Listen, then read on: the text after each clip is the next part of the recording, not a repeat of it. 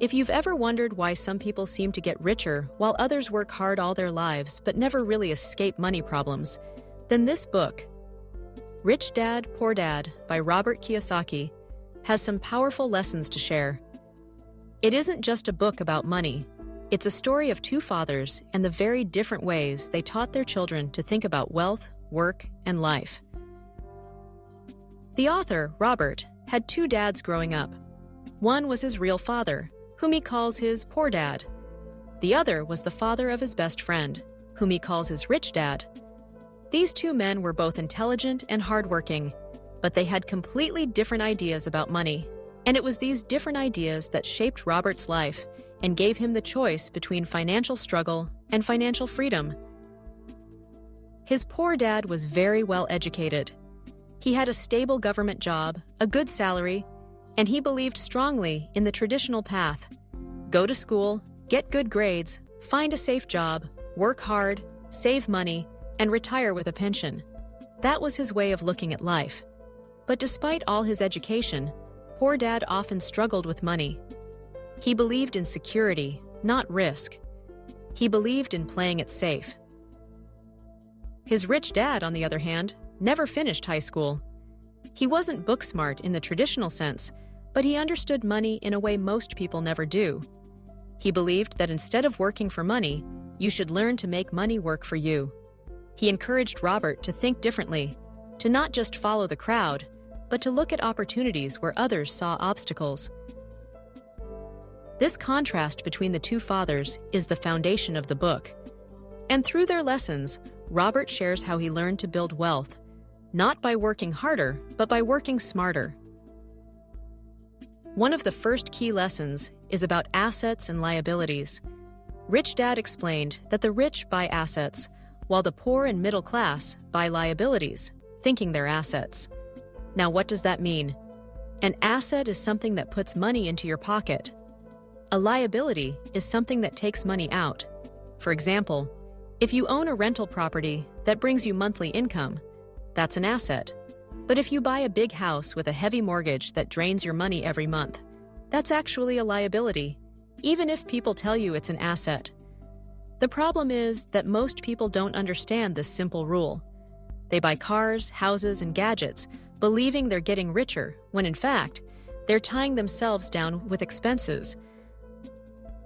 Another important lesson is about the difference between working for money and having money work for you.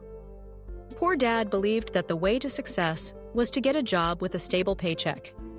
Rich Dad taught Robert that if you only rely on a paycheck, you'll always be dependent, because the moment your job disappears, so does your income. Instead, you need to build sources of passive income, money that comes in even when you're not working. That's how the rich keep getting richer. The book also emphasizes financial education. Schools teach us math, history, and science, but very few schools teach us how money really works. Rich Dad insisted that Robert learn about investing, accounting, markets, and entrepreneurship, not because he wanted him to be an accountant, but because he believed understanding money is the key to freedom. Without financial literacy, no matter how much money you earn, you'll always end up struggling. Robert shares stories of how, as a child, he and his friend worked for Rich Dad to learn these lessons. They weren't paid much at first, because Rich Dad wanted to teach them something more valuable than money, the power of learning and observing. He made them understand that focusing only on a paycheck makes you miss bigger opportunities. He wanted them to see patterns, to notice how businesses worked, and to think like owners, not like employees. Another striking idea from the book is about fear and desire. Poor Dad was often motivated by fear, the fear of not having enough, the fear of losing a job, the fear of taking risks. Rich Dad taught that fear can control people, making them work for money their entire lives without ever breaking free.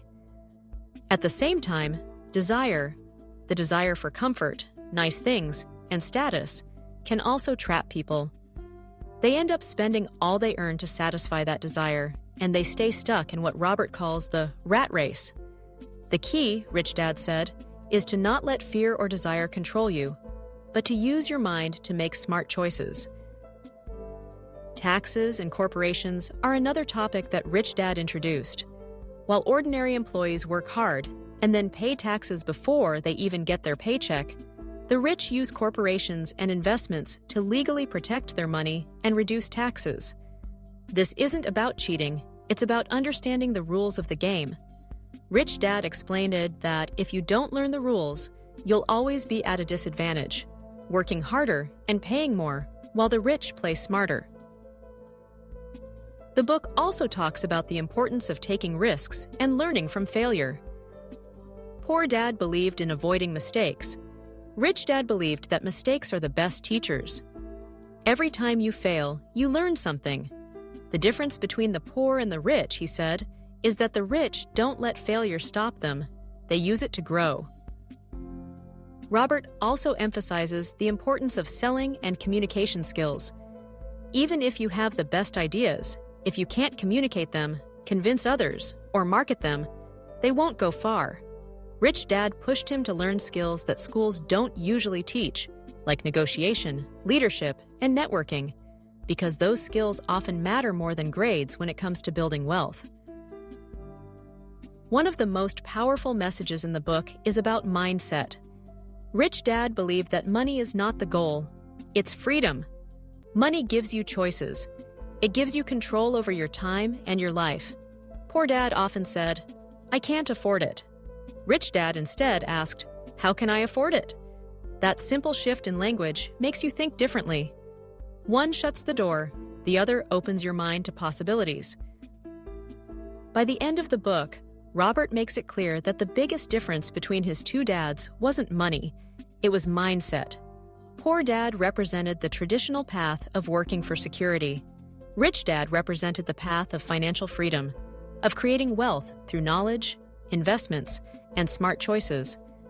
Both paths require work, but one leads to constant struggle, while the other leads to independence.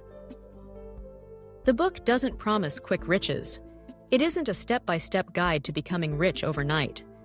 Instead, it's about shifting the way you think about money and life. It's about understanding that your choices matter more than your paycheck, and that financial education is the real key to breaking free from the rat race. So, if there's one takeaway from Rich Dad, Poor Dad, it's this: don't just work for money.